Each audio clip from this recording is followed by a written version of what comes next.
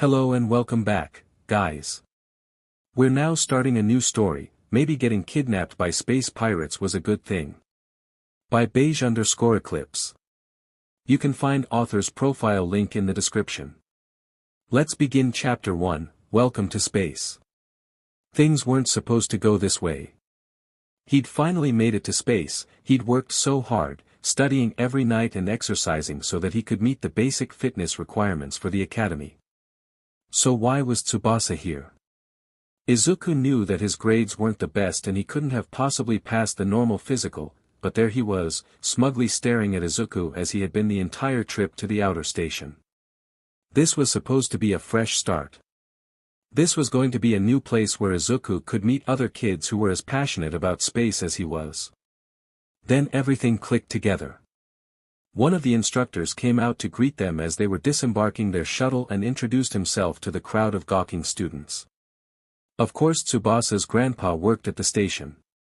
He was always bragging that he had connections in space and Izuku would be lucky to ever get the chance to see the stars from anywhere but his apartment roof, and now he was here to rub in Izuku's face that even out in space he wasn't safe from his problems. While Dr. Garaki droned on about what a privilege it was for all these bright youthful faces to experience life on the station, Izuku kept his head down, making sure all attention stayed off him.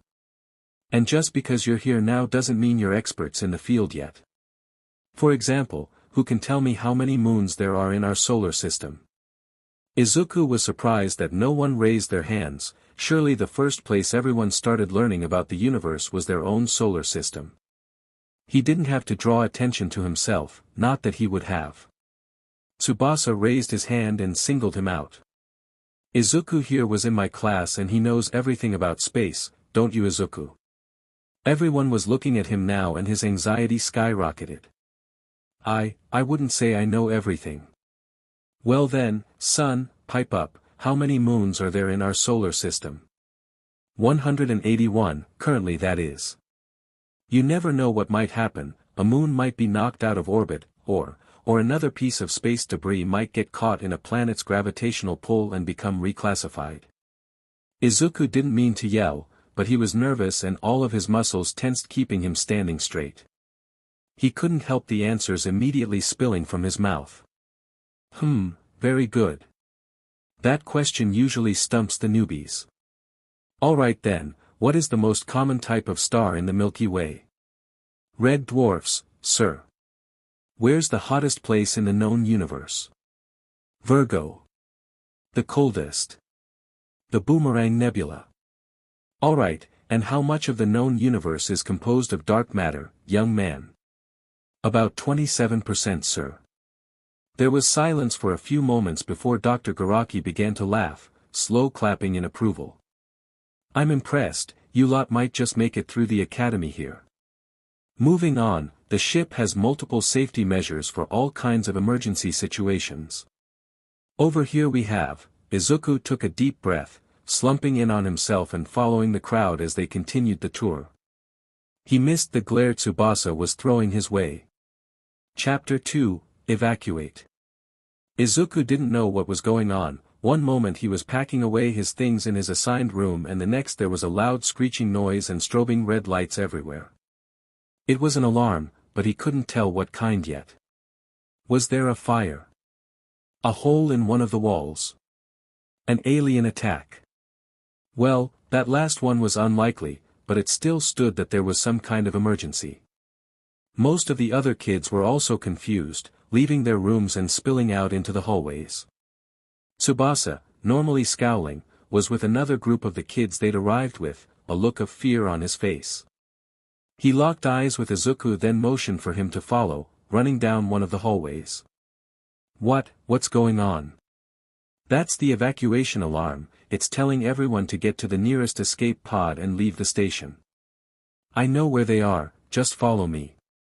It wasn't long before they reached a hallway with many circular ports, each one its own escape pod. All you have to do is sit in the front seat and hit the blue autopilot button next to the steering wheel. It'll take you to the nearest safe house. Izuku was scrambling to do as told, not wanting to find out just what caused the alarm in the first place. He didn't notice that there should have been others from the ship trying to evacuate too. After putting on the seatbelt and pressing the blue button, the pod doors began to close, and that's when Izuku heard it. Why? Why were the others laughing in this situation? Risking a glance back, Izuku learned the truth. It was all a trick. Tsubasa had his smug smirk back and was waving his fingers delicately at Izuku. The other kids were in on it, and even with the blaring alarm and the closing doors, Izuku could see them laughing beside his old bully. He tried to unbuckle the seatbelt and dive back into the main ship, but it was too late and Tsubasa had the gall to blow him a kiss as the doors shut and he was ejected into space. Trying to undo his seatbelt was a mistake, and when the escape pod shot forward, Izuku was flung to the back of the ship. He would have a nasty bruise later, but he had to get back in the main seat before the ship changed directions again. It was easier said than done. The pod had basic gravity controls to keep the ground as the ground, but aside from that, there was nothing to dampen any G-force made in other directions. He had no idea where he was going, the only person from the station heading who knows where due to the programming, and he wasn't in the pilot's seat to steer clear of any obstacles. Eventually, he made his way back, buckling up and looking out the front window, but all he could see was space. Obviously Earth had to be behind him, but he didn't have any formal training on how to maneuver the pod. All he wanted was to get back to the station and hope that Tsubasa didn't somehow try to frame the alarm on him and imply he did it on purpose to take a safety pod for a joyride. Knowing him, he would absolutely take this opportunity to get Izuku kicked from his dream program. Ignoring all the buttons and levers, Izuku began to search all the cubbies and compartments of the pod, finding a first aid kit, some ration-grade granola bars, water bottles, and a manual for the ship. Ignoring the emergency supplies, Izuku cracked open the book, hoping it would have something useful like a homing button to return to the station. On page 8 his BLD ran cold. The blue button, the one labeled autopilot, may just have killed him. Izuku wasn't sure if Tsubasa did it on purpose, but the escape pods came equipped with their flight programs in emergency situations built in. Autopilot is the default setting, and Tsubasa telling Izuku to press the button turned it off, erasing the previous coordinates. Izuku wasn't traveling to a safe house, he was going in a straight line into the unknown with limited food, fuel, and electricity, and would have to learn to fly the ship soon or risk dying alone in space. Pages of the driver's manual flew by quickly as Izuku raced to absorb as much information as he could. After learning the basics, Izuku was able to turn off the thrusters, but because space was space, he was still careening into the abyss at breakneck speeds. Turning in these conditions would undoubtedly lead to a spin-out that would be impossible to control, and Izuku had a weak stomach as it was, so as carefully as he could, Izuku found the front thrusters and slowly turned them on. It wasn't perfect, of course, the ship wobbled dangerously and Izuku had to delicately adjust how much he turned each dial to keep the path straight as it slowed, but eventually he managed to get the ship to a crawl. Taking a moment to just breathe, Izuku slumped in his seat. This was a disaster. If his mom found out this happened on the first day, she'd pull him from the program.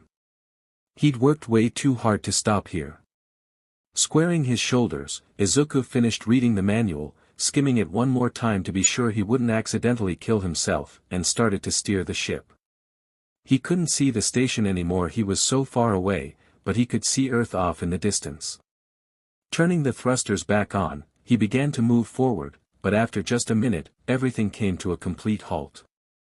Escape pods weren't built for finesse, and it's impossible to get them to come to a complete stop without crashing into another object or planet, so coming to a complete stop in the middle of space was a huge red flag. Turning up the thrusters did nothing, and then he was slowly moving backwards.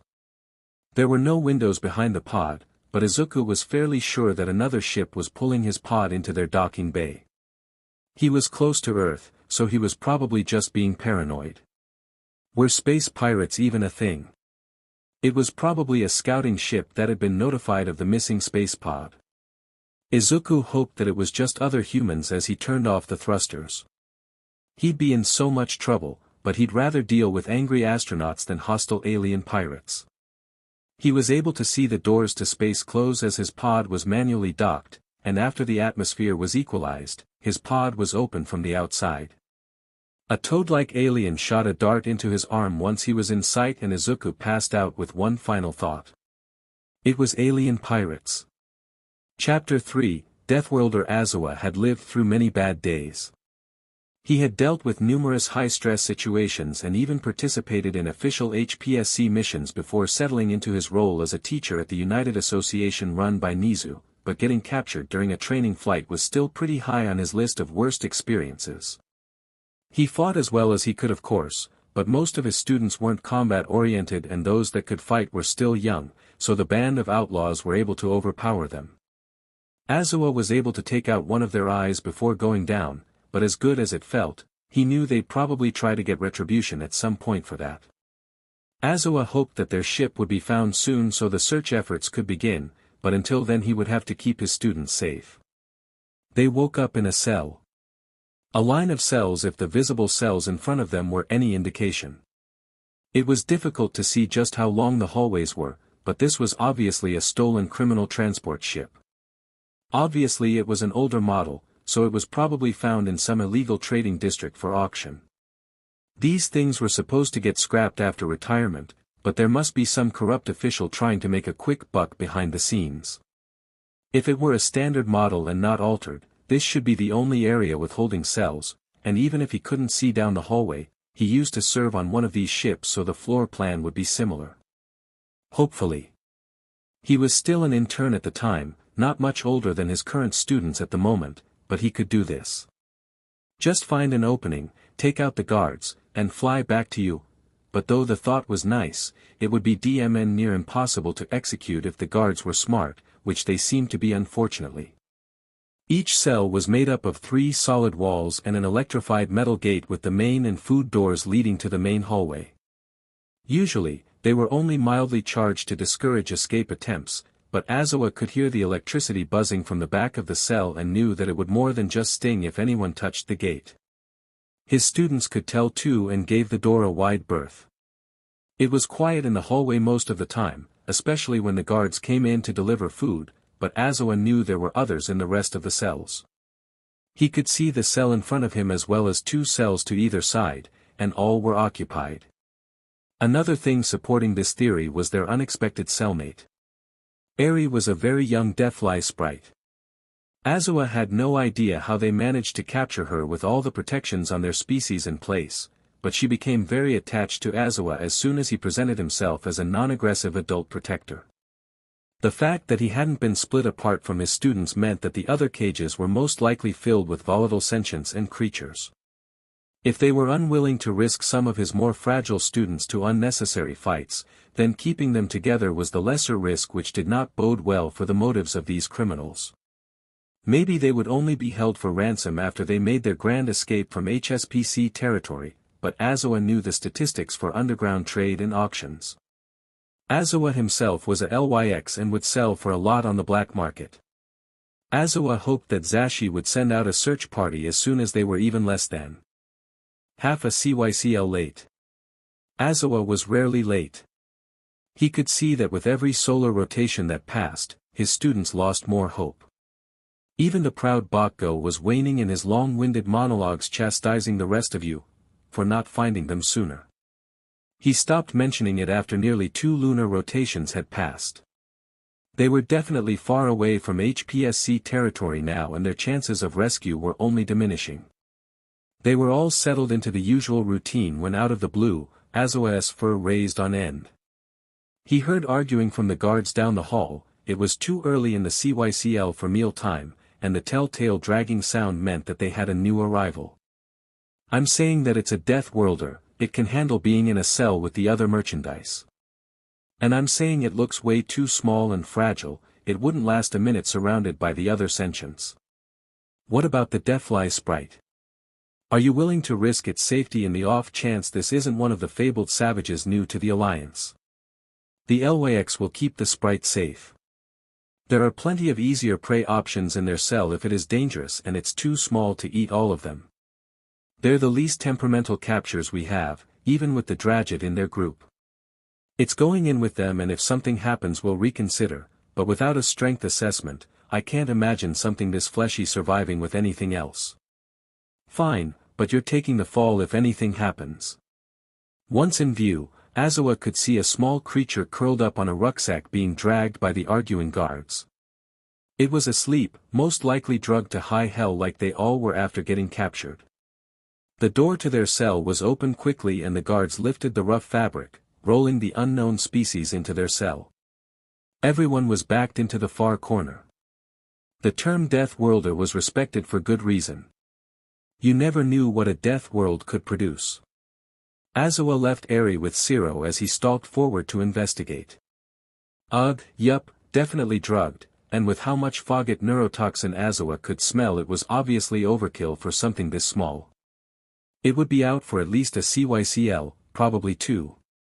Aizawa couldn't smell much else over the Fogget toxin, the antiseptic they used to sanitize the creature, and the detergent on the grey garb they forced all their captures to wear, but it was obviously a mammal. Its limbs and torso were hidden in the grey fabric so he only had the face to observe. Front set eyes, so it was a predator, not a great sign, but its mouth was parted to reveal flat teeth. An omnivore perhaps. It didn't seem to have much fur, rather it had a mane at the top of its crown, probably for aesthetic purposes to attract a mate, or maybe camouflage if the foliage on its home planet was that shade of green.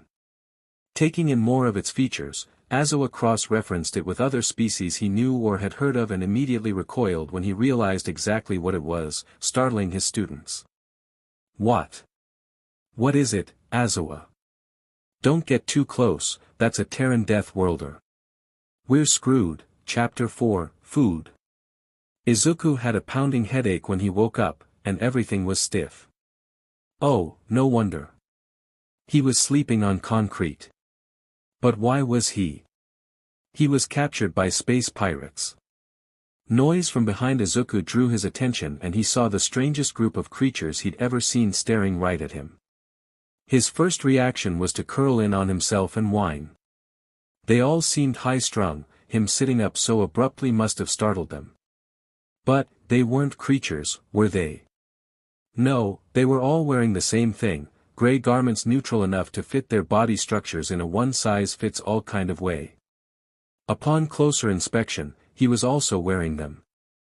The top seemed to be a circle with a neck hole in the middle, like a flowy poncho, and the bottom was similar, a circle with a larger hole lined with elastic. So a skirt and a poncho, huh? Not the most comfortable thing in the world, but also not too revealing aside from the fact that he didn't have any underwear on. They must have taken his old clothes when he was captured. What did they want from him though? Well, seeing as he wasn't the only one here, it most likely wasn't personal. Izuku tensed when he heard footsteps approaching, sliding away from the hallway and holding his legs to himself, staring through the bars. 2 aliens in some kind of haphazard uniform appeared with a cart. They seemed surprised that he was staring at them, not that Izuku knew why, they knew he was here now after all, but maybe he was misinterpreting the looks on their faces too.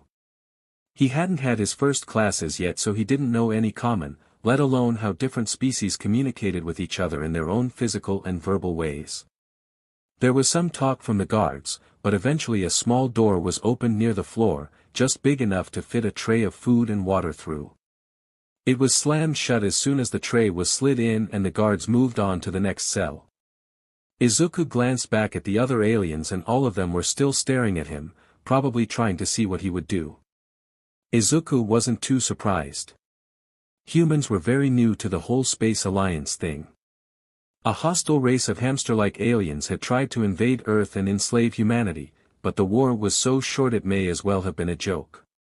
In fact, many newly written history books wrote it off as such. After deconstructing and studying their technology, other species made contact with the first human explorers. After the language barrier was breached, it was a scramble for knowledge.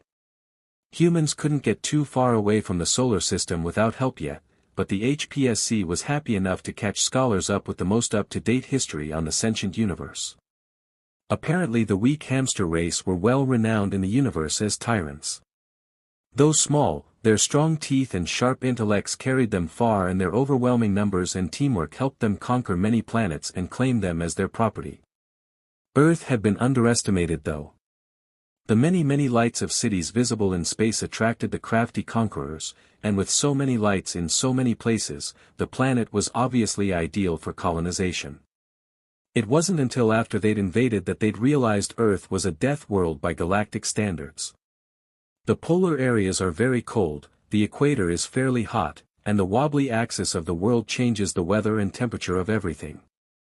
In between to strange volatile levels, and that's aside from the fact that nowhere is safe from extreme phenomena wreaking havoc on the planet's surface.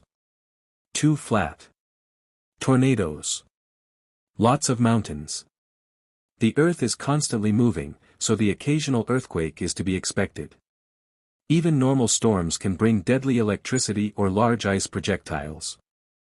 They didn't stand a chance of surviving the weather, let alone the plants and animals adapted to live there, or the very angry humans not wishing to be enslaved by small fuzzy overlords. Earth was a fair bit larger than most other habitable planets, so even the gravity was HRD on them without their technology.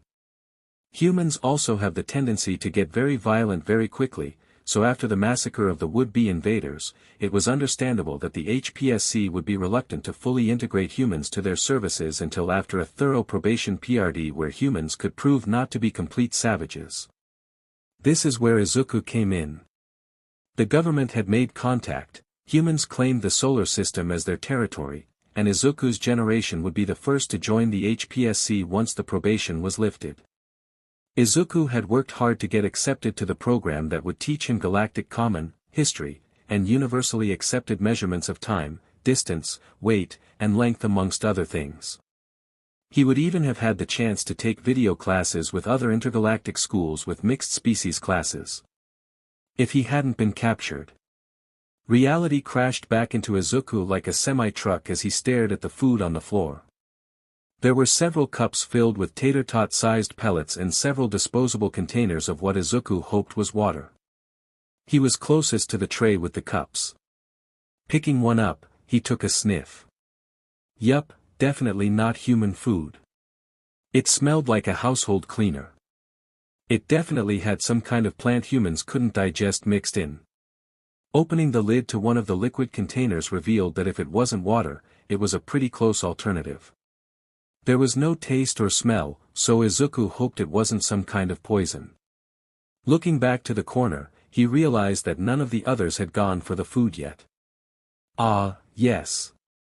Humans are space orcs as eloquently put by famous astronaut Toshinori Yagi.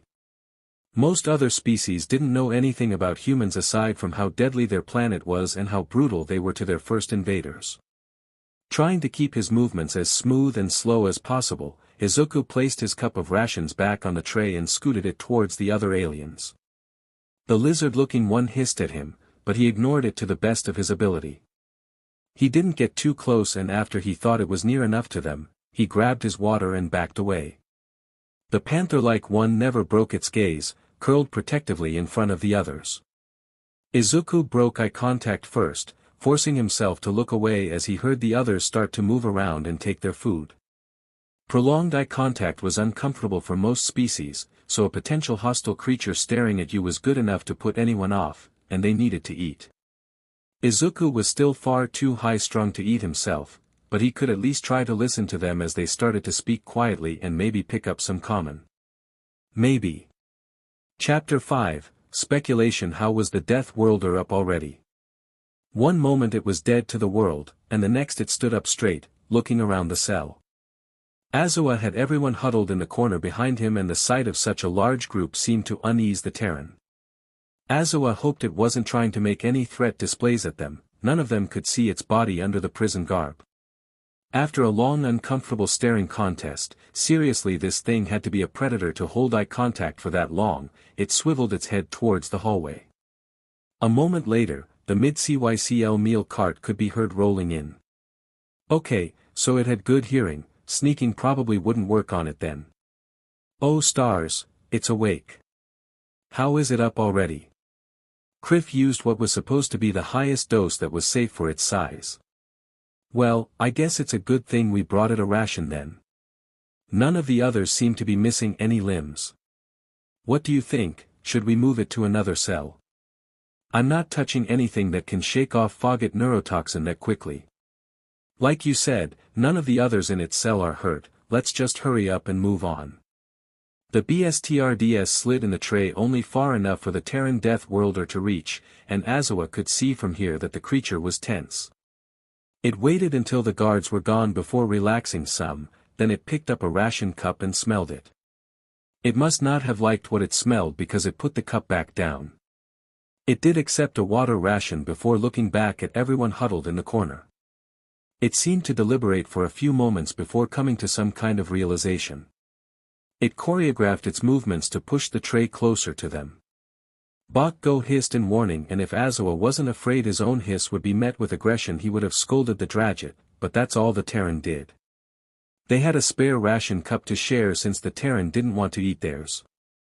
It even turned to face away, an act of either practiced kindness or extreme indifference.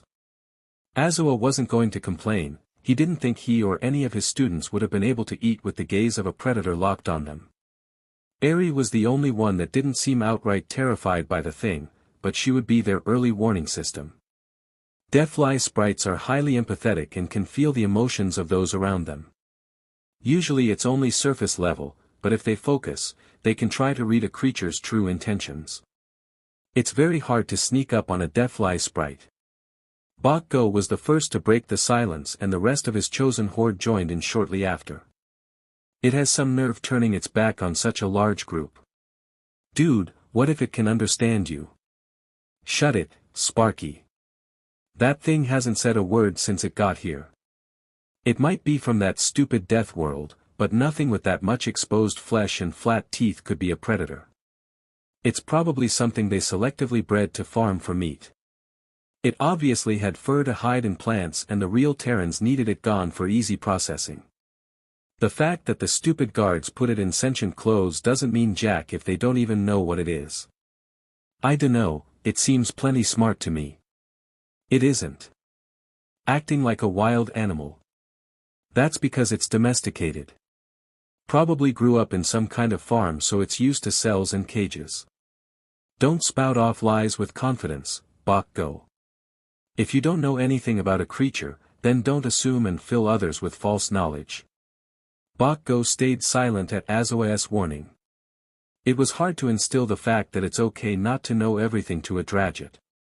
They're boastful by nature and will impulsively act as if they're the best in any situation, a habit not easily broken but necessary to instill in young recruits so they can work well in groups later on in life.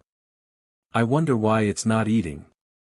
Don't worry about it, Pinky, if it doesn't want to eat, that just means more for us. They don't fill these cups up nearly enough. I'll take your share if you don't want it. The Deep glared at Bok-go unamused. Maybe it's just not hungry. Well, I'll keep eating its rations while it's not hungry then, Spiderweb. Bok-go was almost aggressively munching on his ration pellets. Even if Azawa was right about him being full of hot air, it's still SCKED being called out for it. He was pretty sure he was right too, that thing didn't look like any kind of predator Bok-go knew of. Bok-go was a predator. He had sharp teeth and tough scales. He had pointed claws and hunter's instincts. Whatever was huddled across the cell was the complete opposite of a hunter. It was cowering like prey. Bok-go had nothing to worry about. He continued eating, but never took his gaze off the Terran. Chapter 6, Food. Izuku was bored. After the initial shock had worn off, there was only so much one could do in a cell. Even less so if that cell was occupied by other sentients you couldn't talk to and were afraid of you, so you had to stay away or risk getting into some kind of self-defensive fight. It was interesting to listen to the others talk, but he knew that every time he looked over to them it made them nervous. He knew what it was like to be nervous, so he avoided looking in their corner, despite how curious he was. He instead observed the cells he could see in front of him. Only 5 were visible from the hallway, but they were all occupied and Izuku didn't think all of the occupants were sentient. The markers seemed to be the gray clothes. If you had clothes, you were probably civilized, if not then probably an animal, and behavior seemed to reflect this. One creature, a vaguely gorilla-like thing if gorillas were purple and roughly the size of golden retrievers, wasn't wearing the garb and merely paced the whole time. The cockroach-looking alien in the next cell over was wearing the grey garb and sat against the cell wall, staring and glaring at everything much like Izuku was currently doing. He didn't stare at the alien long. Even if it was a bug, discontent is easy to portray no matter what species you are. It had barely been one day and Izuku was going insane with boredom, and his stomach wasn't helping. He wished he had one of the granola bars from back at the escape pod. The last thing he remembered eating was lunch before boarding the shuttle heading to the station. One day then. Izuku didn't know how long he was out for, but that was probably as close as he was gonna get in his estimate. It was only a few hours later when the cart came back. Izuku wasn't as tense this time now that he knew it was just food being delivered, but he still looked out towards the hallway to be sure. He was avoiding his cellmates because they were in the same position as him. He would not give the guards the same courtesy. His staring seemed to put them off, so that was a bonus. What he didn't know was whatever the fruit they placed on their tray this time was. It was obviously meant for one of the other inhabitants, but he could smell it when he got close enough to take his water and it smelled like food. It was obviously some kind of citrus. It was pinkish red, almost like the interior color of a grapefruit, but it smelled like something in between a lemon and an orange. It probably had vitamin C, which he would need if he didn't want to get scurvy. He really was captured by space pirates. He picked it up and there was a whine from the corner. The pink sheep-like alien seemed apprehensive. It was probably for them then. Well, he wouldn't take much.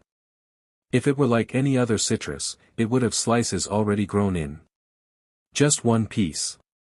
As carefully as he could, Izuku held up one finger. He held it up for several seconds before carefully tearing the peel away from the lorange. Well, he'd call it that until he knew what they were actually called. He was right about the pre-made slices and gently pulled one apart from the rest. Carefully, he placed the fruit back onto the tray and pushed it to the corner, making it obvious that he was trading his ration for the fruit slice. It was a fairly large fruit too, not quite the size of a small cantaloupe, but close to it. It wouldn't satiate him, not by a long shot, but it would be enough. Liking his lips, he paused when he heard a distressed grunt come from the group. Taking the chance to look at them, they all seemed surprisingly pensive about something. Was it because he was taking their food? Surely they would be fine with just one slice missing.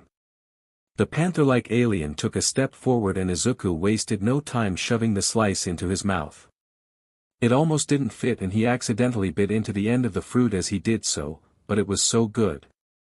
He didn't even mean to react that way, he was just so hungry and he didn't want them to take the food away. Just one slice. Whenever they brought the fruit, he would only take one slice.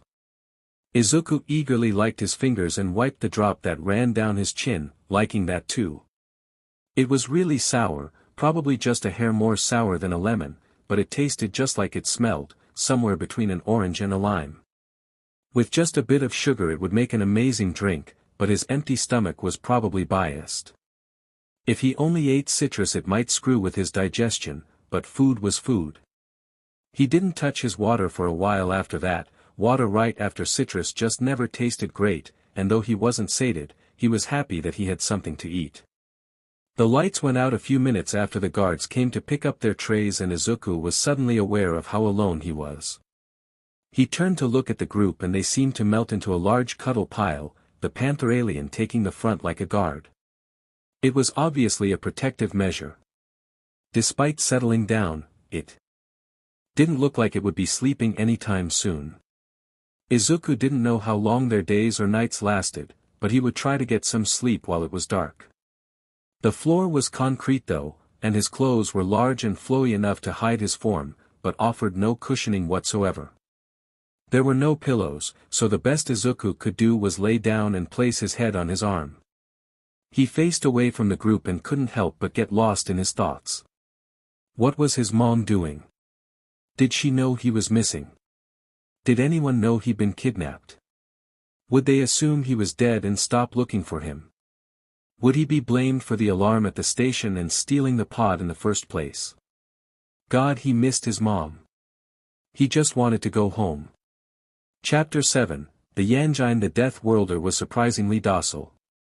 It kept to itself, avoided staring at everyone, and remained relatively quiet. More points to it being sentient, or at least domesticated as Bakgo suggested. Azawa wasn't convinced though. Even if it wasn't a predator, it most certainly wasn't prey either. Even domesticated prey kept their side-facing eyes, that was a basic law of evolution no matter what planet you came from. So, if it wasn't prey, what was the reason? Was it poisonous? Did it not have enough nutrients to be considered prey? It came from a death world, so it couldn't be an exception to the rule like some that lived in areas with no predators to be seen. No matter how weak it looked, the Terran's eyes told Azawa that this had to be a death world predator.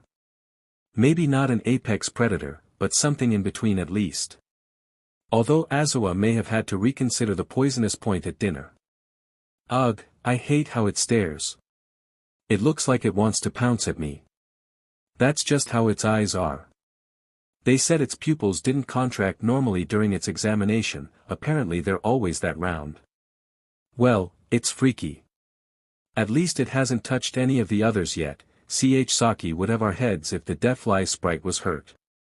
Well, I told you to put it in another cell. You're lucky it's so mild.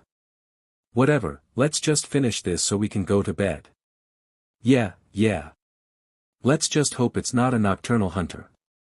The nightly rations were slid into the cell and Azawa hoped that the Terran would just take its portion and slide the tray over like earlier, but it seemed instantly fixated on Naas Yanjin. It had probably never seen anything like it before since most planets didn't grow fruit quite like them. Naas race had actually cultivated them over generations into what they were today and they were a near essential part of their diet, even if they were toxic. Eeps, as far as sentient species go, are a classic example of a prey species, but they made up for it through generations of agriculture and evolution. Initially, they had supposedly rubbed the fruit on their fur to ward off predators, but as the fruit they grew became more appealing to insects, they had to change their strategy. Some members of their species had grown somewhat tolerant of the acid in the fruit, and though it wasn't intentional, most members started choosing mates with higher and higher tolerance levels. Eventually, after a few generations, the first members that could physically eat the fruit were born, and even if they couldn't properly digest the fruit, their bodies were able to take what few nutrients were available and store the rest in their epidermis, turning their skin as pink as the juice. Their natural predators tended to start avoiding the geeps with bright pink skin and eventually they were able to thrive enough after their main threat was gone to join the galactic frontier. Despite the fact that they developed special glands in their wrists and ankles to secrete a more potent acid refined from the Yanjin fruit they ate, they weren't given a probationary PRD like most newcomers because of their docile temperament. Yanjin still hold vitamins that are essential to geeps, so the Terran taking an interest in Naas was worrying. The guards only gave her one fruit a day at dinner, and though missing a few days wouldn't kill her, eventually she would lose her pink hue and become weaker. The Death Worlder seemed fascinated though. Mna quietly whined as it inspected her Yanjin, probably not realizing how sensitive the Terran's hearing was before it swiveled its head to look at her. Its intelligence again astounded Azawa and he would have to consider treating it more like a sentient if the trend continued. It held up one of its fingers for a prolonged moment and then gently peeled away one slice of the Yanjin. It again only took water from the tray, sliding its food ration over along with the rest of the Yanjin, but what was it planning on doing? Azawa thought that maybe it would try to save the slice to skewer juice into a guard's eye or something similar if it could tell that the fruit contained acid, but when it started to sniff at it as if to eat it he panicked. It was going to give itself chemical burns. Eep spent generations building a tolerance for Yanjins, the only other species sometimes able to digest them were those with insectoid features. The Terran was obviously a mammal, there were no doubts there. Did it think that because there was fruit on the tray that it was safe to eat? Did it not recognize the ration pellets as food and think that this was the first real food it had been given since its arrival? Or maybe, just maybe, was it trying to injure itself to try and escape through the medical wing? No matter the case, Azawa had to stop it. Not even the geeps could digest the acid, their bodies just stored it for use against threats until it was benign enough to get absorbed into there. The Terran had proven to be close to sentience if it wasn't already, and Azawa wouldn't let it harm itself. He made a move to lunge and grab the fruit, but the Terran was too fast, quickly shoving the slice into its mouth. Azawa thought that it would spit it out, maybe start coughing and hacking, but it was humming contentedly. It spilled a few drops in its haste and even moved to wipe and lick the remnants, savoring the fruit as if it were a delicacy. Okay. So Terran Death Worlders could eat acid. Good to know. Azawa wasn't the only one horrified by the revelation, but no one else made any comments on it either. The rest of dinner was quiet and the lights turned off for the lunar CYCL after the guards collected their food trays. The thought of the Terran being a nocturnal hunter would not leave Azawa's brain. He knew the guards were probably just trying to psych him out earlier, but it was a valid theory. Azawa would probably not get any sleep tonight. Chapter 8, Cuddle Pile. The Terran seemed to watch them forlornly as everyone settled down for bed. This was one of the only times Bakgo would willingly snuggle with the others, even if he would never call it that, due to his species being cold BLD. Even those who slept mostly on the floor still had another body to rest their head on, and the affectionately named Cuddle Pile was a valid survival tactic in unforgiving environments. Azawa assumed the position as watch for the night, laying in front of the group as they settled down. Azawa hoped that the Death Worlder wouldn't stare at him all night, and it thankfully rolled over, trying to make itself comfortable on the concrete. It seemed fine for a while, but then its breathing became uneven and it started to quietly wheeze. At first Azawa thought that it was finally having a reaction to the Yanjin, but after more observation it was obvious what was happening. Not many sentients could cry, but it was obvious when one who could was. Azawa was sure that if the Terran turned around its eyes would be moist. It seemed docile enough, so the thought that it was sad pulled at Azawa's heartstrings. This was why he became a licensed pro-hero with the HPSC, to save creatures and sentients who needed help. A fine job he was doing now. What's wrong with it? I don't care, but it needs to shut up. Some of us are trying to sleep. Give it a break, guys, it's really sad right now. Yeah. And how would you know, Spiderweb? It's crying. It's something my race does when we're overwhelmed with emotions, usually sadness. It's true. Everyone went quiet. It was rare that Eri spoke, and because she could feel the emotions of beings around her, there was no doubt that she was reading into the Terran. They're sad, and lonely. They want their Azawa. What? Denki placed his paws over his mouth at how loud he was. They want someone the same way I would want Azawa if he were gone. They want their Azawa. Azawa sighed and gently nuzzled the little sprite. They want their family, Eri. They miss the other Terrans. Eri shook her head. No, it's only one that they miss. It feels like how everyone here sees you sometimes. They want their Azawa. Azawa wasn't going to argue further than that. The Terran probably had someone, it was very close to wherever it came from. He would ignore the twitch in his gut that now screamed this was probably a lost child wishing for its parent. He hoped beyond hope that this wasn't the case. Azawa could relate to the feeling of missing friends and family. He would sacrifice one of his tails to see Zashi again. The other dilemma was that they now had a crying Death Worlder in their cell. Against his better judgment, Azawa chuffed loud enough to get the Terran's attention. His students tensed behind him, but none of them said a word. As Azawa suspected, there were trails of liquid running down the sides of its face, but they were wiped away after the Terran got up to give Azawa his attention. In what Azawa hoped was a universal invitation, he lifted one of his arms. The Terran seemed hesitant, but slowly crept closer. When Azawa didn't discourage the action, it carefully nestled against him. Azawa would, of course, keep himself between his students and the Terran, but no sentient or semi-sentient alien should sleep on cold concrete when there was a perfectly good cuddle pile nearby. It was heavier than he thought it would be, but luckily his students were able to relax after it didn't attack anyone right away, and Azawa started to purr to help some of them fall asleep.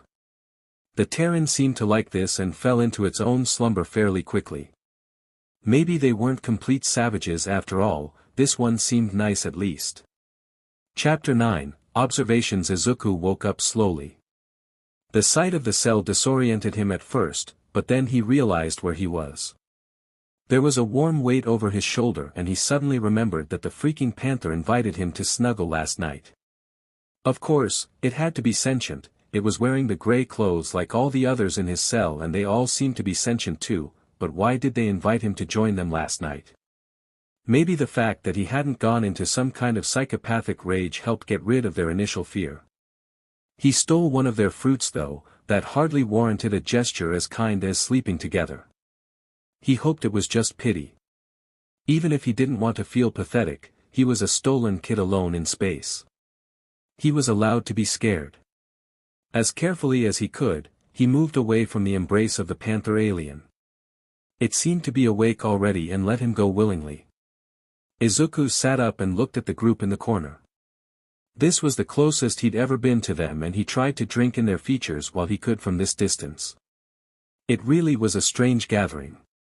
There was the panther of course, except it had 3 long tails and looked like it would be just as comfortable walking on 2 legs as the 4 it seemed to prefer. It would be taller than Izuku if it did, but not by much. Still intimidating though. The most hostile-looking one that always seemed to be glaring in his direction was the orange lizard-like alien. Its eyes were a striking yellow and it reminded Izuku of a dragonborn or lizard man from video games back home. He hoped it couldn't breathe fire like in the games too. The sheep-like alien was actually pretty cute. If they made a plush toy modeled after it back on Earth it would be an instant hit. Izuku wondered if its pink wool was as soft as it looked. Its face was flatter than that of an actual sheep's, but its eyes were still slightly wide-set, making them seem bigger than they were and adding to the cute stuffed animal-like quality it had going for it.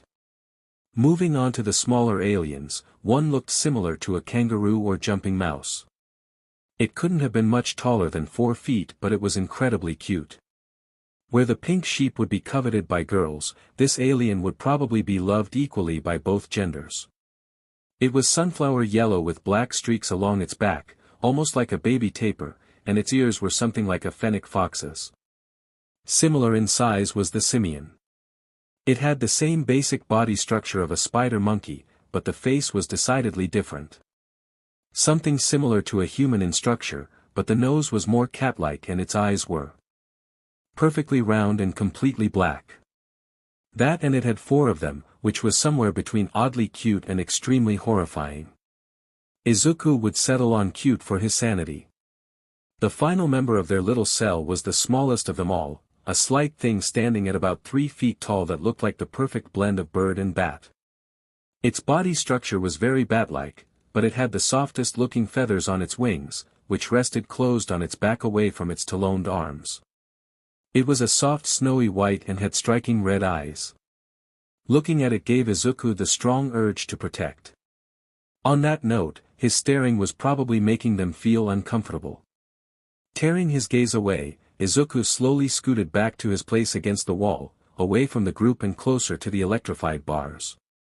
He was surprised when a small lump joined him. There, leaning up against his lap and staring right into his eyes was the white bat bird. Izuku was surprised, and after turning to look back at the group he'd just left, it seemed that they were too.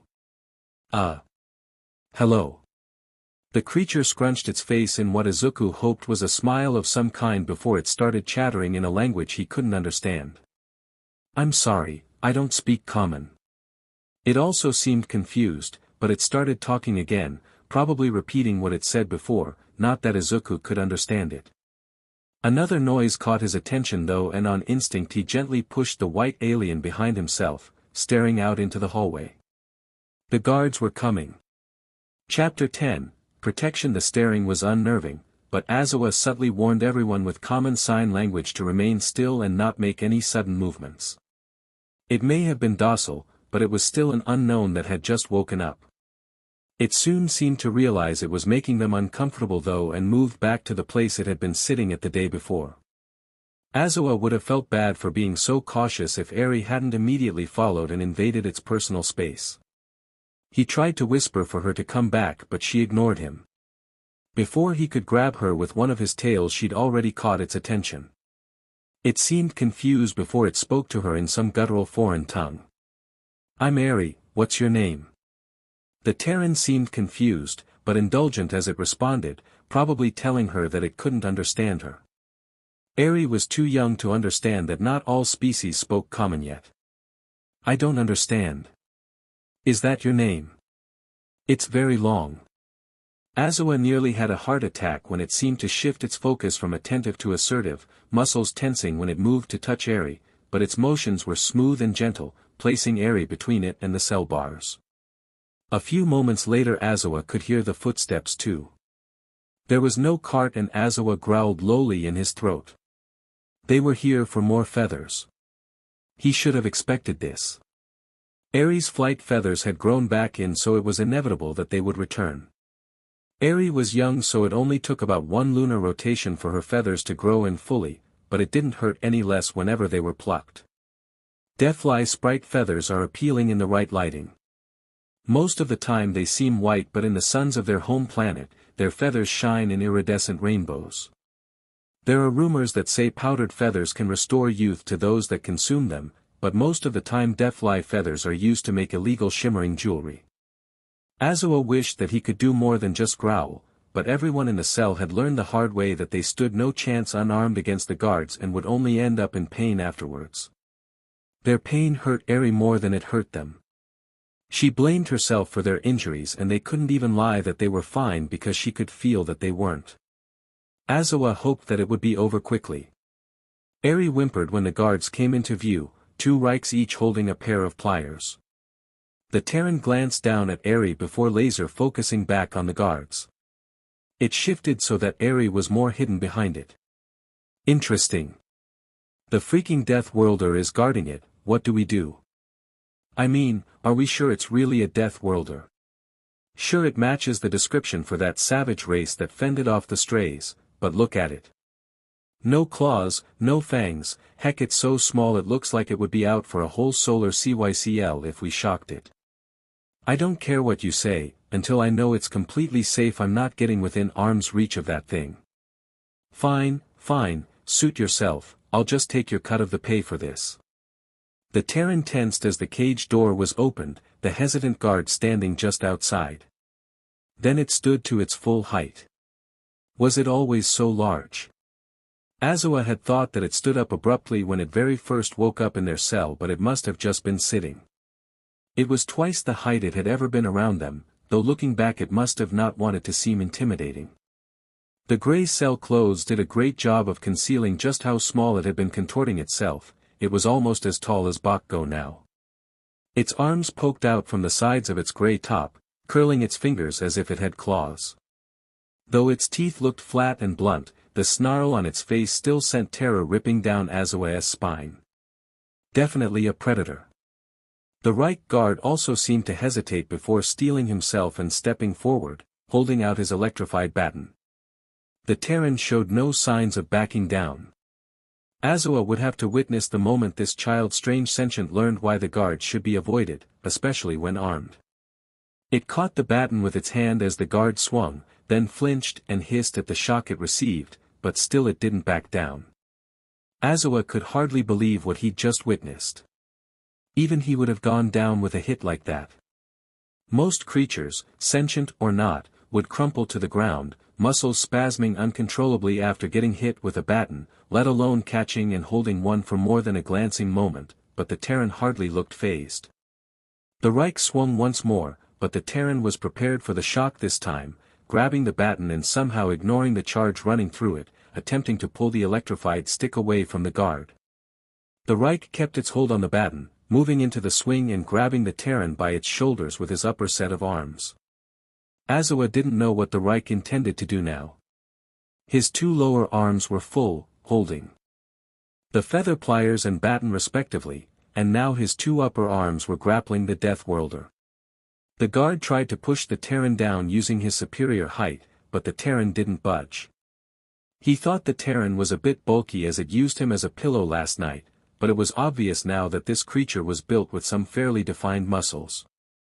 Before the guard could pull his arms back to try and change tactics, the Terran turned its head and locked its jaws around the arm on its right shoulder, a sickening crunch following right after.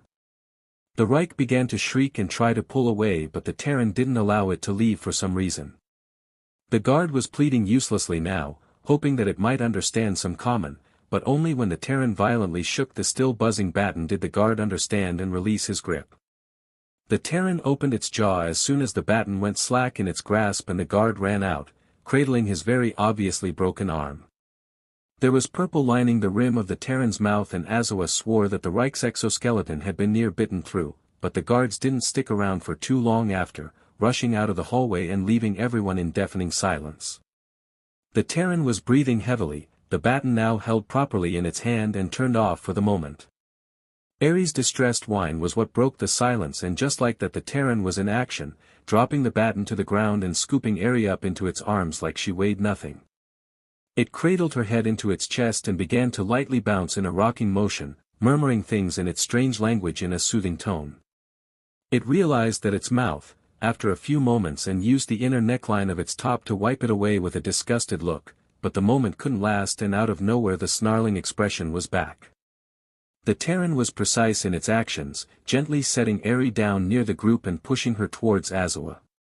Then it very deliberately held the baton, handle side out, to the group. Bok-go was the one to take it, moving himself to stand beside Azawa now that he was armed. The Terran then stepped forward, blocking the path leading to the corner where everyone was huddled. There was shouting as a larger group of guards approached. Chapter 11, Fighting Back. Izuku observed as always when he heard the guards approaching. There were no wheels this time, so this wasn't a meal dlvry. He heard the little white alien whimper before he saw the pliers, and then he was livid. He could put two and two together, and the little thing he was protecting didn't have long enough feathers to fly, so that meant they were probably being stolen as they grew in. He hoped that his glare would keep the cockroach-looking guards outside, and it seemed to work on one of them, but the other one arrogantly opened the door and stepped inside waving a black stick at him. For the first time since he'd woken up, Izuku stood to his feet. It felt strange after nearly a full day crouched, but he'd spent longer sitting and laying before. His height made the guard hesitate, but it didn't take long before it steeled itself to attack. It didn't swing very hard, but Izuku wasn't expecting the shock either. He probably should have, considering how he could sometimes hear the cell bars buzzing in dead silence. These pirates seemed to like electricity. Izuku was more prepared for the second swing. The charge was annoying, but nothing he couldn't handle after how many times he'd shocked himself building robots and computers in preparation for the space program. He tried to pull the stick towards himself, but the guard followed, wrapping small pincer-like hands on his shoulder. He would be taking that stick now, thank you very much, so he did the only thing he could while holding the still stinging weapon with both hands. He turned his face and bit its arm. He was surprised that it gave way as easily as a crab claw. He had to stop himself from biting all the way through because that would be gross. This was a warning. A very painful, disgusting warning. The thing screamed but still didn't let go of the baton. One wiggle to let it know his intentions was all it took, and as soon as he opened his mouth, the cockroach was halfway to the cell door. Both guards left quickly, and it was so quiet you could hear a pin drop for several moments. Then the little birdbat whimpered and Izuku latched his focus onto that. It was pure instinct that had him scooping the little creature into his arms, bouncing it like a human toddler. It's okay, you're okay, everything's okay, okay. You're not hurt, you're okay, sh. He belatedly hoped that it was a child. This would be embarrassing to explain if it were an adult of its species, but it didn't seem to mind being held, at least, latching onto his gray shirt. Why was there purple? Oh God! He was so hyped up on adrenaline he barely tasted it, but it must have been all over his face. It was disgustingly bitter and he was glad to wipe it off, but it wasn't much longer before he could hear the guards returning. Izuku had to steel himself for this. Of course there would be consequences for his actions. He just hoped that this wouldn't be the end of his story. He tried not to startle the others as he gently pushed the little white alien towards them. They were accepted easily enough, the others shielding them within their mass, and Izuku made the decision to arm the group. They didn't seem to want to fight the guards, and it was probably because again, quoting Yagi, humans are space orcs. Humans seem to be stronger than most other species, so their reluctance to fight a known threat made sense. Izuku would be fine using his bare hands. If worse came to worst, he would start biting again. That seemed effective at least.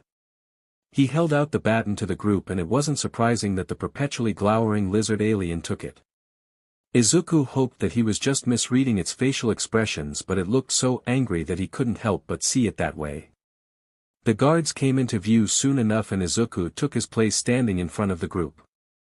The guards that came this time were varied, but one was the toad-like alien that had sniped him with a dart back at the pod. He bared his teeth and hissed at it in particular.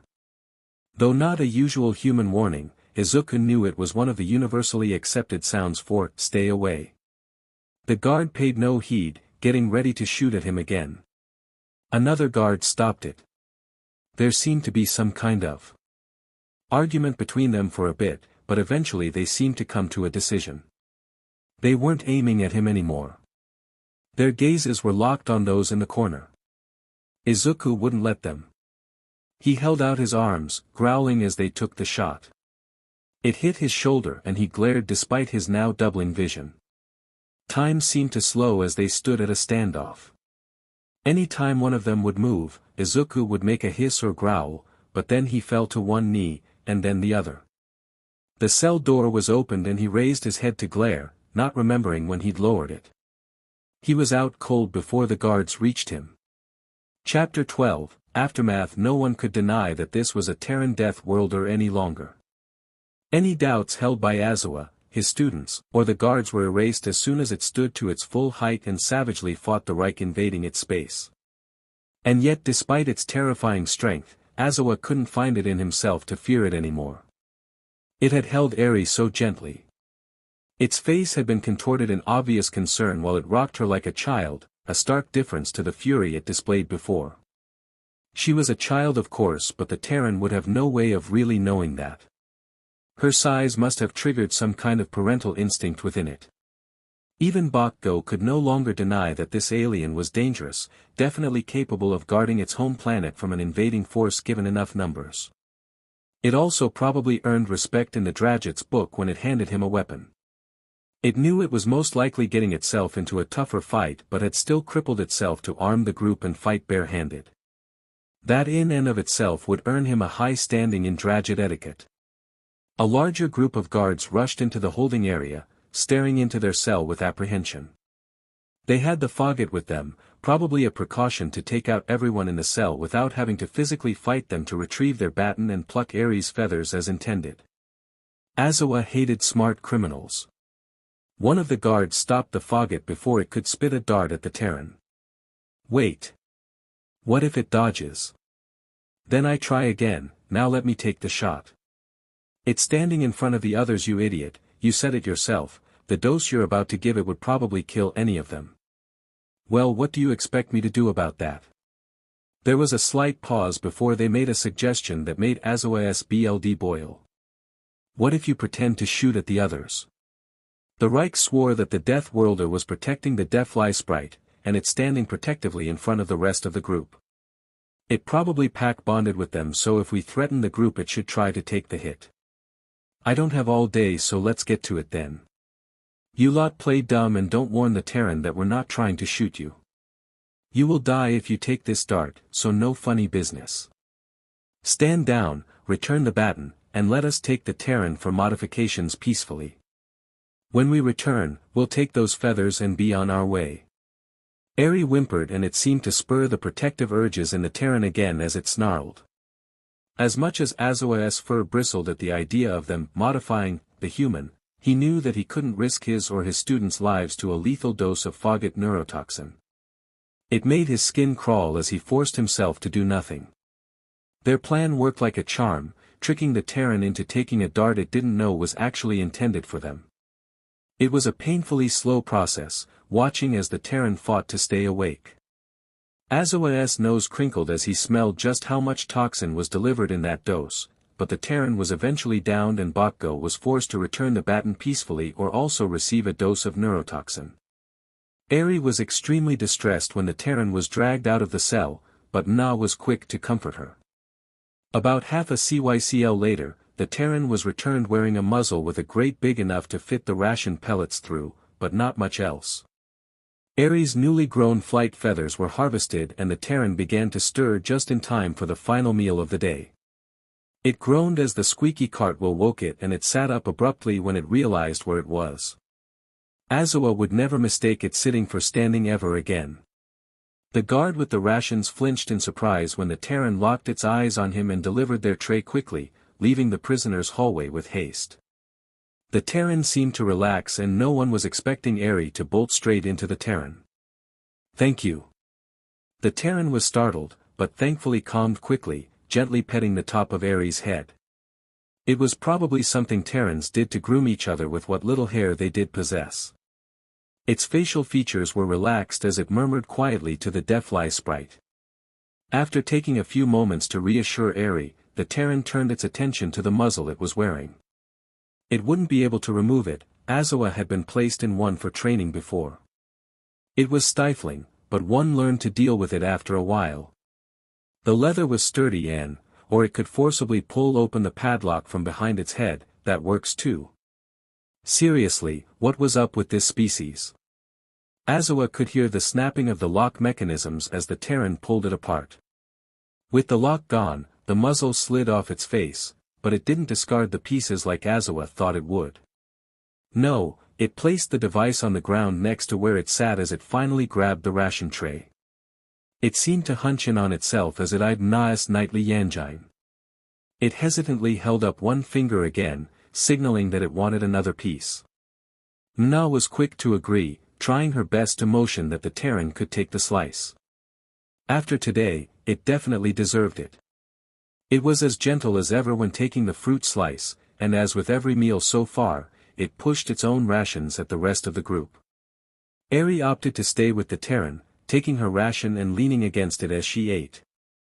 The Terran didn't seem to mind, and after the protective streak it showed today, Dadzawa would be a fool to try and get in between them. After the Terran finished its portion, it seemed to play with Eri a bit.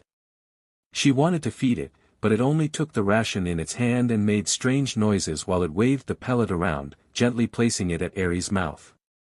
She obediently ate the pellets with a giggle, and all subsequent attempts at giving the Terran some of her rations were met in a similar way.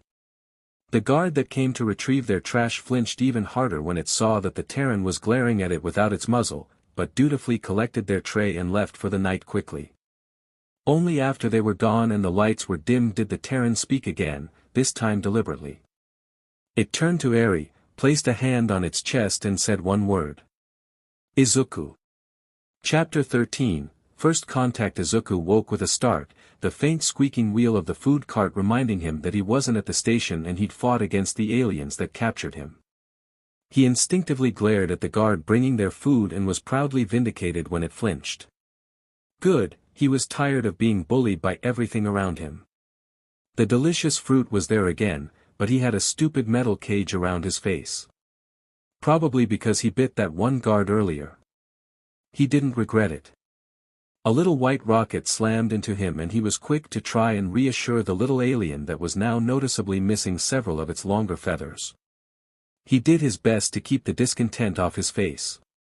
After making sure it was okay and nothing else seemed damaged, Izuku felt out the thing on his face. Okay, so it had a thick strap that wouldn't give, but there was some sort of metal on the back of his head. Okay, so those two halves could pull apart and, aha. There was some kind of small padlock holding everything shut. Izuku once had to pull open a combination lock someone placed on his school locker. This thing was only a bit bigger than a cheap diary lock, so even if it were a bit stronger he could just. And he's free. Despite wanting nothing more than to yeet the cage across the cell, Izuku knew that he might be able to use the parts to make some sort of lock pick later, but first, food. It was day 2 of his capture and all Izuku had eaten was one slice of an oversized alien orange. The little bat bird that now refused to leave his side could undoubtedly hear his growling stomach from where it was, but he ignored it to hopefully ask the group for another slice of the lorange. Luckily, The sheep seemed eager to share, so he gathered his slice and slid the tray over after the small white alien took its own portion. It tried to feed him, and it would have been the most endearing thing if he could actually eat their pellets. He distracted them by playing food airplane instead. The alien was delighted despite not knowing the context of his actions. He was just glad they seemed so joyful after everything that happened earlier. His lorange slice was gone before he knew it, and he hoped that the guards would notice his dilemma and give him a granola bar or something before he actually starved. Only after the last guard left and the lights were turned off for the night did Izuku truly relax. It was now or never. The others in his cell were too nervous to initiate first contact, so he would have to do it. Turning to the alien that showed him the least amount of fear, Izuku placed a hand on his chest and clearly pronounced his name. Izuku. He patted his hand there a few more times, repeating himself. After a few moments, recognition seemed to flash on the alien's face and it placed its small hand on his chest, repeating after him. Izuku. Izuku. Izuku. He smiled with a closed mouth at their enthusiasm, remembering that some aliens found smiles with teeth to be threatening, and nodding, hoping that they understood the gesture. He then placed his hand gently on their chest. After a moment, they responded, Eri. Eri. Eri. Izuku smiled again. He really hoped this was a child because he couldn't imagine it being an adult, though the thought of a young child being trapped here wasn't pleasant either, disregarding his own situation of course. Izuku was pulled out of his thoughts as Eri gestured to the others, calling out their names. Izuku pronounced each one patiently, and as he said them each member seemed to come out of their shell to finish introductions. Their names were all so varied and it was actually kind of fun to try and pronounce them all. He would ignore the fact that they seemed slightly uncomfortable. He would be too if the alien that fought off an armed guard suddenly turned around and tried to act friendly. There was some chatter as Izuku went back and forth with the group, repeating names over and over before the panther, Azawa, chuffed like Izuku had seen tigers do on YouTube, gathering their attention. It said another foreign word and Eri was polite enough to pretend to fall asleep to teach him what the word meant. Okay, so maybe he could pick up some common before he returned to society. Azawa took their place on the ground as the cuddle pile built itself, and Izuku was surprised that they lifted their arm in invitation again. Without giving himself enough time to second-guess his actions, Izuku picked up the discarded mouth guard and sunk to the floor, rolling into Azawa and settling back into the position he'd fallen asleep in the previous night. He didn't want the guards to take away the cage, so he placed it against the wall, hiding it as best as he could behind his hair and hoping that Azawa wouldn't mind as long as it didn't touch him. He wasn't very tired after having just woken up earlier, but he didn't want to mess up his sleep schedule too much either. Eri, rather than joining the cuddle pile like before, forced their way in between Izuku's arms, talons clutching at the gray fabric over his chest. Okay, this was fine, but Eri was too exposed like this. Before, Izuku was content to face the cell's doors with everyone else behind him, but Eri had proven to be a target now. It would be awkward to face Azawa as they slept, but it would keep Eri just a bit safer. They seemed to like it when he started gently preening at the feathers on their head and fell asleep fairly quickly. Izuku fell asleep himself when Azawa started to purr again.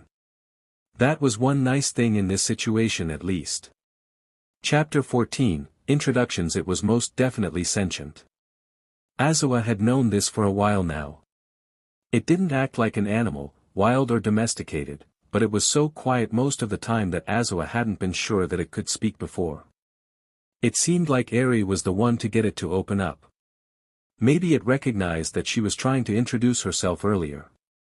At any rate, the Terran shortened its introductions to just names, which was clever with the language barrier in place. Eri picked up on it quickly and they started to go back and forth. Then she drew its attention to everyone else. Azawa, Denki, Na, Bakugo, Shiro. Most of his students froze at being called out, but the Terran kept its movements calm as it addressed them. Azawa. Azawa inclined his head, replying in kind. Izuku. Izuku. Azawa repressed a shudder when it not only mimicked his name first try but inclined its head in the same way he had just a few moments before. It quickly shifted its gaze to its next target though, zeroing in on Denki. Denki. Azawa could hear the slight popping spark as the Thunky startled. He inclined his head and managed to keep the stammer out of his voice for the most part in response. Izuku. Izuku nodded their head and moved on, probably seeing how nervous it made his student. Mna. Mna smiled in the way that her people do, also nodding her assent, excited to finally talk to the Terran. Zuku. Izuku. Izuku. Izuku. It had pulled its own face into some kind of smile. It was similar enough to some other species and Azawa hoped that this wasn't just an assumption on his part. This almost felt like the first day of school again. Introductions always took a while due to how varied the languages could be on some planets. Common was meant to be as universally accessible as possible, but included gestures and signs for those species that couldn't communicate otherwise. It looked stupid sometimes. Azawa hated whenever he had to dance around while speaking, but it was a necessary evil that everyone had to deal with. So far though this Terran seemed like an excellent mimic, which was both terrifying and impressive. Bok go. There was a long pause as the Draget seemed to weigh his options on not replying, but to Azawa's surprise and relief Bok go slumped his shoulders, giving Izuku his full attention before he replied. Izuku. It was curt and precise. The Terran didn't seem to mind and just nodded, moving along. Zero. The Senki startled at that. Oh stars, that's creepy. Oh stars, that's creepy. Zero quickly corrected the misunderstanding. Zero. Zero. Izuku. The Terran nodded, a slightly confused look on its face. And wasn't that just something? The Terran didn't seem to have any trouble with any of their names. Azawa wondered why they developed such good mimicry skills and hoped it wasn't a hunting thing. He allowed for a few more moments of back and forth banter before he decided that he and his students needed their rest. Sleep. It only took the one word for his students to start getting ready for bed. Hopefully the Terran also understood. Eri helped by acting the word out. After getting comfortable himself, Azawa lifted one of his arms again in invitation. Before taking its place, the Terran shifted the muzzle it wore earlier so that it was against the wall near its head, adjusting in such a way that it would be slightly hidden from view while outside of the cell. Azawa didn't know why the Terran was keeping the muzzle, but he couldn't ask about it, not that he would question it if he could actually communicate with them either way. Eri was quick to worm her way into the Death Worlder's embrace after it had settled, and if Azawa didn't already know that it was attached to her he would have protested the blatant invasion of its space. As it was, the Terran didn't seem very comfortable after Eri had latched herself to its top. It became tense and Azawa couldn't figure out why until it turned around to face him.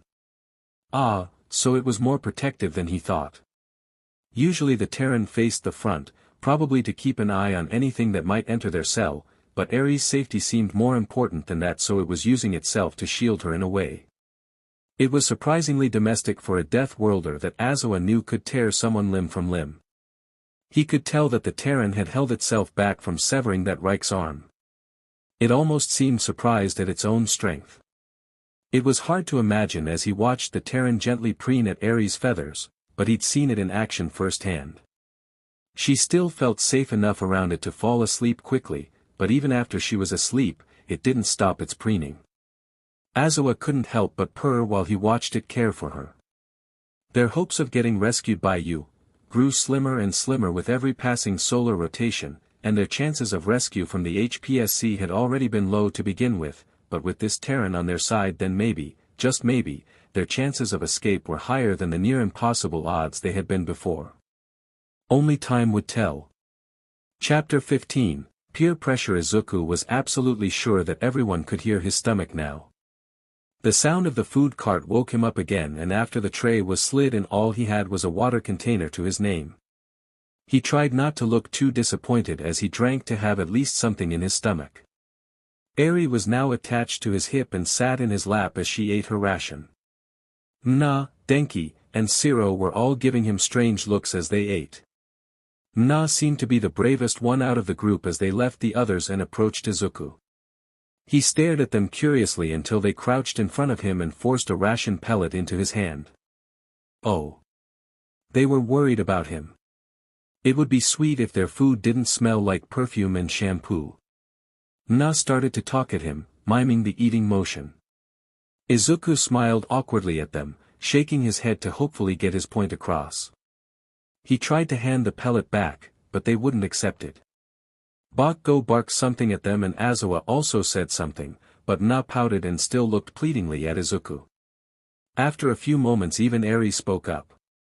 Izuku didn't know what was said, but he could at least tell that it was on his behalf. Defeated but still not fully undeterred, Na held up one finger, much like Izuku had with their fruit every night. One piece.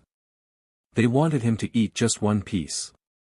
Izuku never had been good at avoiding peer pressure, especially when he hardly had any friends growing up to begin with, so his resolve crumbled quickly.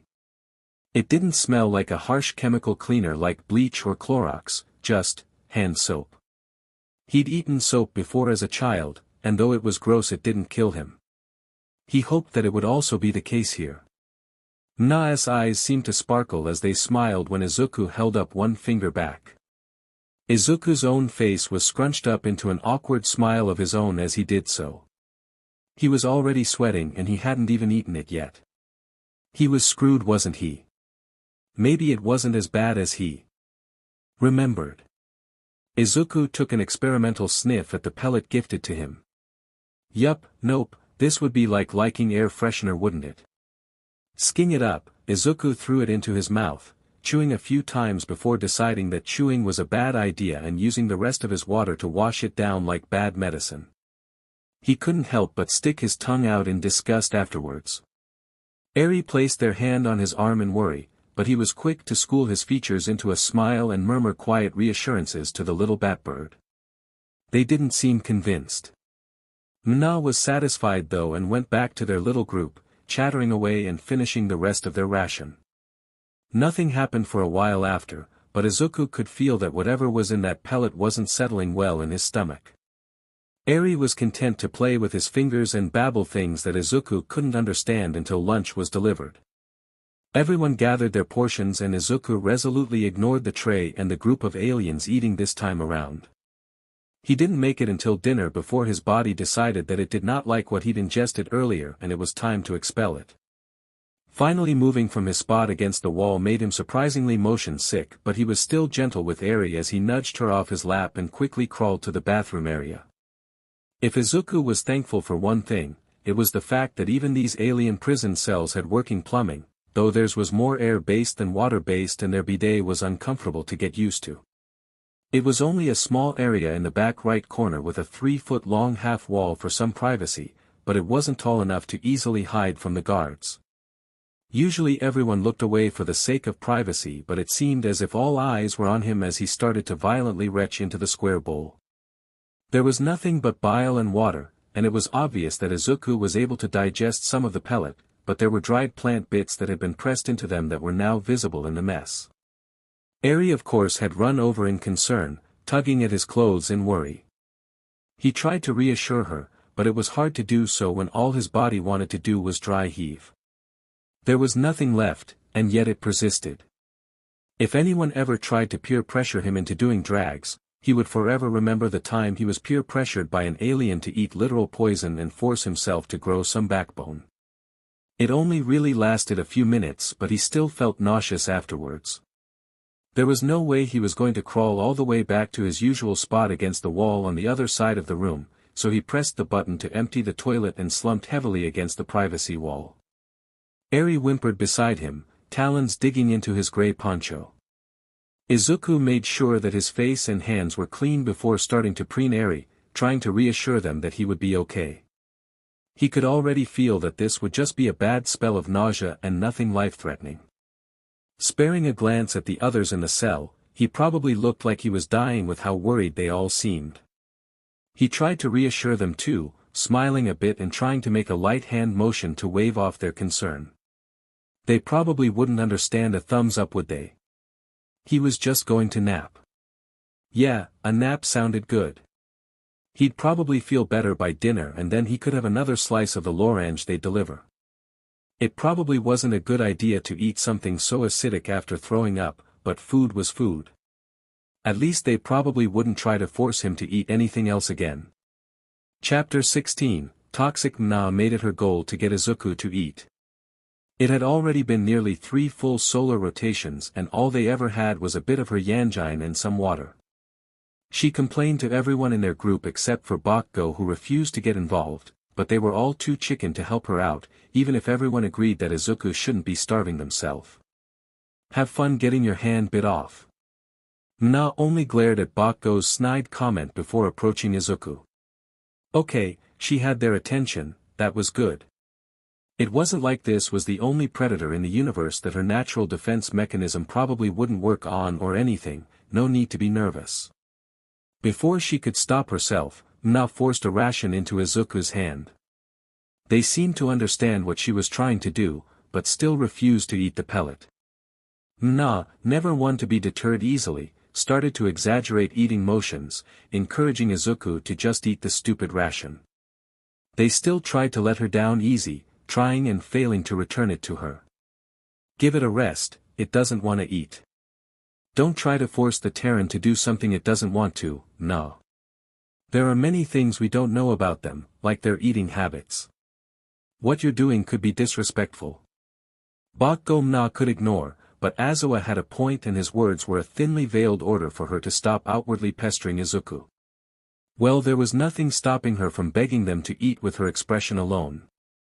Izuku had an uncomfortable habit of maintaining direct unbroken eye contact, but Na forced herself to keep her own gaze locked on. If she gave in first then they would probably never eat. Eri surprised her by piping up with her own opinion. They don't want to eat them. I don't know why because they're hungry, but they don't want to eat the rations. Okay, Na had one last trick and then she would give up for now. Mimicking Izuku's actions at dinner, she held up one finger. Maybe, just maybe, she could convince them to eat one ration. Just one. Na nearly leapt with joy when they complied, though they seemed to struggle to get it down. Maybe Terrans only ate fresh foods. They looked like predators because of their eyes but Izuku ate her fruit and had flat teeth. Did Terrans only eat fruit then? Was it a texture thing? Na dutifully returned to her group after Izuku ate at her request and promptly decided to stop hurting her brain by imagining what Terran culture was like. Izuku seemed a bit paler during lunch and refused to look at any of the other pellets. For it to starve itself so thoroughly they must have really tasted terrible. Na didn't push the issue again, but it wasn't until a bit later that the truth revealed itself. Eri had grown quieter as the day progressed, something that Na hadn't quite noticed until she stopped speaking completely. Eri was usually quiet. But the Terran had been able to really bring her out of her shell somehow. Even if it had failed to protect her, it had been more successful than their entire group combined when trying to stop the guards and had even gotten off with fewer injuries for its efforts. It was obvious that Izuku was now a protector in Eri's eyes, especially if she could feel their emotions during the whole ordeal. Even Na could tell that they were protective of the deathfly sprite.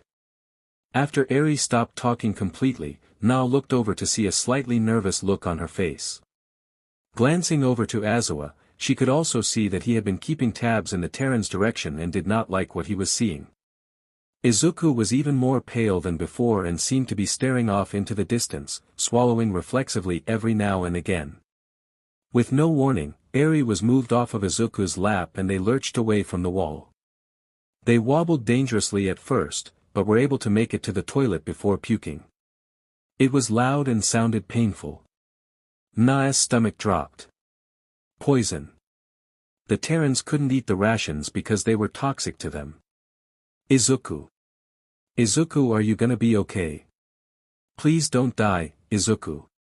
Eri was both physically and emotionally attached to the Terran and could probably feel its condition worsening as time passed. That's why she'd grown so quiet, it was all Na's fault. Distressed, Eri turned to them. Please, he feels sick, can you help him? I'm sorry. The pained look on Azawa's face was answer enough, and the Terran probably couldn't even hear them over its violent episode. Izuku seemed to calm down after a little while thankfully, but still looked worse for wear afterwards. They still did their best to clean up and reassure Eri, as if they weren't the one that needed comforting at the moment. After taking care of Eri, Izuku looked back to the rest of the group. They then had the gall to look sheepish as they tried to wave away any concern. It was hard not to worry when they then proceeded to slump against the wall and promptly pass out. Was this it? Was it dying? Were those gestures its last? No one was saying anything, but Na knew that this was all her fault. The Terran was still asleep when dinner arrived. Azawa chose then to address the guards. The Death Worlder can't eat ration pellets. One of them scoffed at him.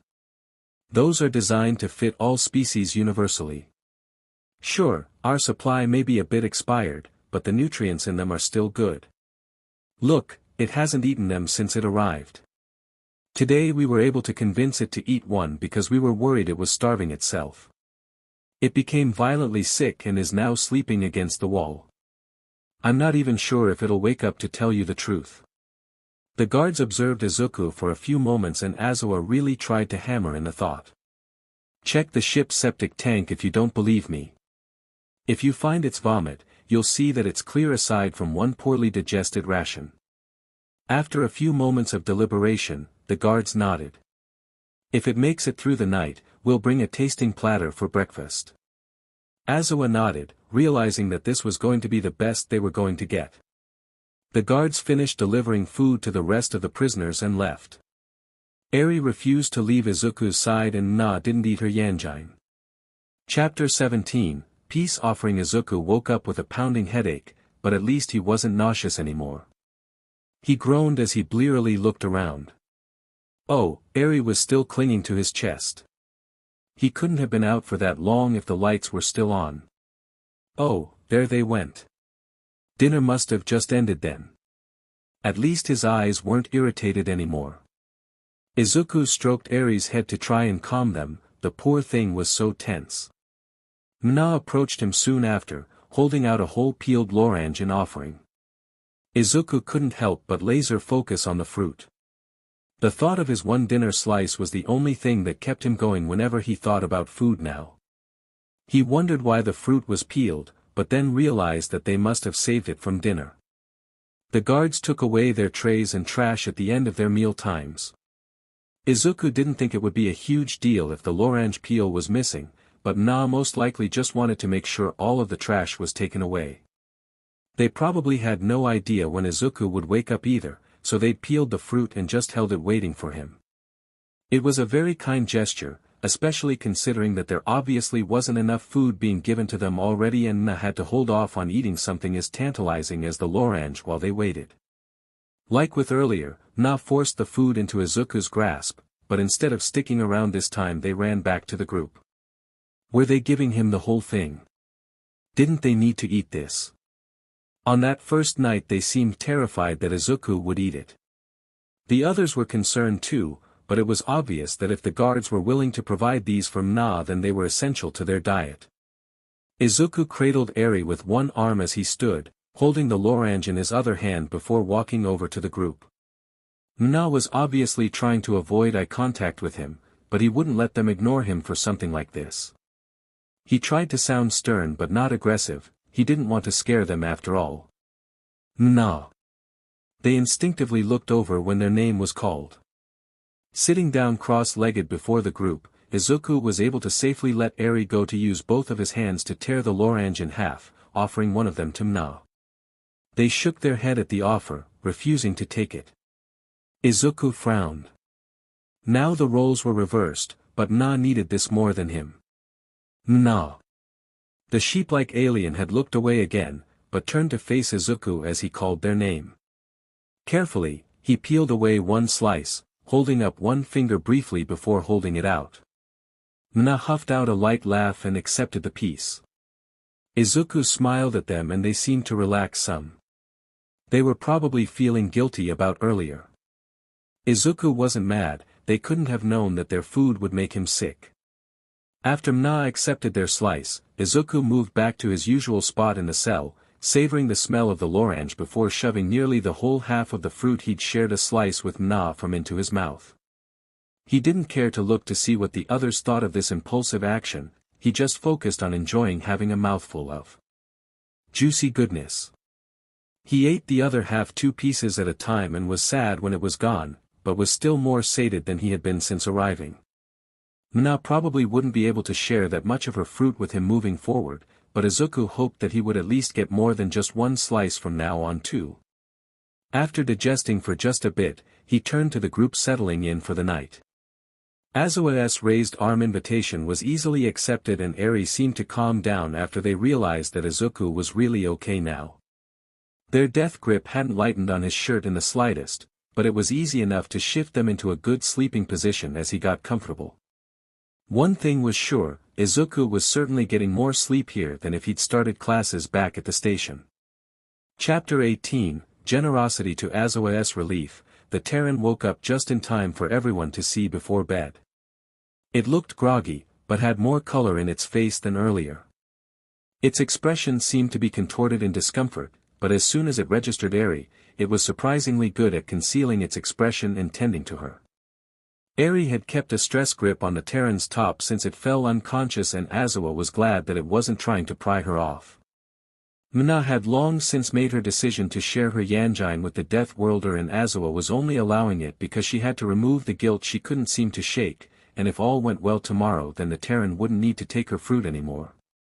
It instinctively looked up when it heard her approaching footsteps and Azua could see the moment its gaze locked onto the fruit. It stared intensely and was probably salivating if the reflexive swallowing Azua could see from his position meant anything. Mna was quick in handing the fruit over, scuttling back over to the group afterwards, but now the Terran looked confused. It looked from the fruit and then back to Mna before deliberating. It didn't seem to like the conclusion it came to. Azua was surprised at how much strength it seemed to have after being so sick earlier, but it had regained its lost balance and was able to stand while still holding Eri before walking right over to them. It would always be unnerving to see it stand to its full height after getting used to its sitting position, but it didn't last long, the Terran taking a seat within arm's reach of his students. Mna. The Geep turned her head and locked eyes with the Terran. To everyone's surprise, the Terran deliberately split the Yanjin in half and offered one of the halves to Mna. It must have been starving, and yet it was still willing to share that much. Azua would probably have scarfed down any food offered to him after 3 solar rotations of nothing and felt guilty about it later, but Death Worlder seemed to have a surprising amount of restraint. They couldn't even tell it why Mna needed the fruit in the first place, yet it was smart enough to figure out that she did indeed need it. Mna could be stubborn though and shook her head in the same way the Terran did earlier when it was refusing to eat the toxic ration pellet she offered. Izuku seemed a bit exasperated at the refusal before getting her attention again. Mna. It made one more attempt, holding up one finger and peeling away one slice of the Yanjin. Mna snorted and finally accepted the offer. After seeing it so many times, Azua could confidently say that the expression it was making was a smile, and after Mna had her slice it shuffled back over to its usual spot in the cell. The whole world then seemed to fade away for the Terran. It took a long smell of the Yanjin and without warning shoved nearly the entire smaller half into its mouth, one slice falling apart from the rest only to be quickly eaten right after. It resolutely ignored them as it made little contented noises while chewing. The second half was savored a bit more slowly, but one slice at a time didn't seem to be enough when it had more available to it. It was almost funny to watch since the fruit was obviously a bit bigger than the food its mouth had evolved to eat. After the fruit was gone, it just sat against the wall for a bit, stroking Eri's head. When it finally turned to look in their corner, Azua didn't hesitate to raise his arm in invitation. The Terran wasted no time in picking Eri up and nestling her in between them, settling down for bed. One thing that Azua couldn't deny was how warm the Terran was.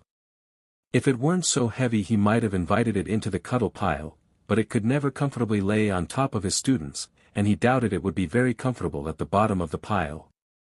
This would just have to do.